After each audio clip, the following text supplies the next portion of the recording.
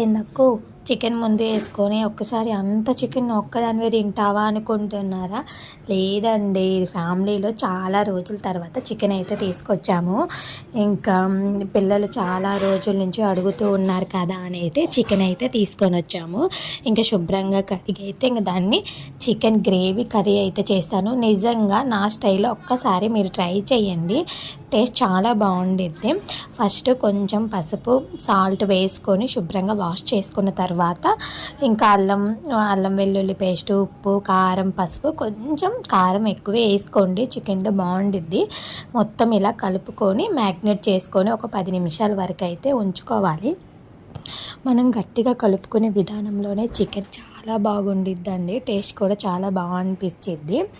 ఇంకా నేను ఇప్పుడే ఈవినింగ్ షాప్ నుంచి వచ్చాను. ఇంకా తర్వాత మా వారు చికెన్ తీసుకొస్తే మంచిగా అయితే చేస్తున్నాను. నాకు ఇంక ఇట్లా చూడు కులుకుతూ చేస్తూ ఉన్నాను కాదు, జస్ట్ వీడియో కోసం మాత్రమే. నేను ఎలా ఉంటానో మీకు తెలుసు, చాలామంది నా వీడియోస్ ఫాలో అయ్యే వాళ్ళకి ఈ ఎండలకి ఇంట్లో వంట చేయాలంటే అయితే ముందు చెమటలు కారిపోతూ ఉన్నాయండి. అస్సలకి వంట చేయలేకపోతున్నాము.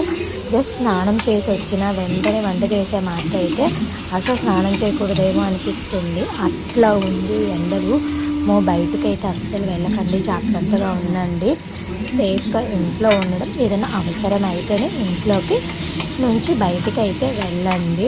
ఇంకా అయితే బయటికి అవసరం లేకుండా అయితే తిరగకండి, చాలా బాగా ఎండలు ఉన్నాయి. మా ఏపీలో అయితే చాలా బాగా ఎండలు ఉంది. సరే కానీ మీరు ఏ ఊరు నుంచి చూస్తున్నారో ఒక చిన్న కామెంట్ చేయండి, నా వీడియోస్ ఎక్కడి దాకా వెళ్తున్నాయో తెలుసుకోవడానికి.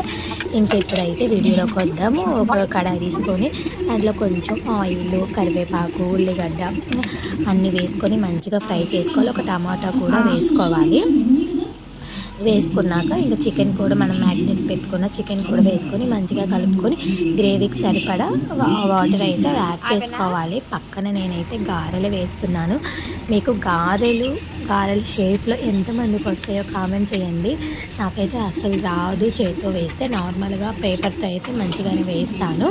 ఇంకా ఫైనల్గా కొంచెం గరం మసాలా, ధనియాల పొడి, చికెన్ మసాలా వేసుకొని ఒక 10 నిమిషాలు అలా ఉంచుకుంటే చికెన్ గ్రేవీ కర్రీ అయితే అయిపోయింది. చాలా సింపుల్గా చేశాను కదా నేను, అంతేనండి, ఈజీగా అయితే చేసుకోవచ్చు. ఇంకా చికెన్ కర్రీ గారెలతో కాంబినేషన్ ఆహా ఏముంది, ఆహా ఏమి రుచి తినరామై మరచి. సారీ భయపడకండి, నేనే పాడింది. అలా ఒక్కసారి తింటూ ఉంటే అస్సలకి ఫిదా అవుతారు, అలా బాగుంది. సరే, ఇంతసేపు వీడియో చూసారు కదా, ఒక చిన్న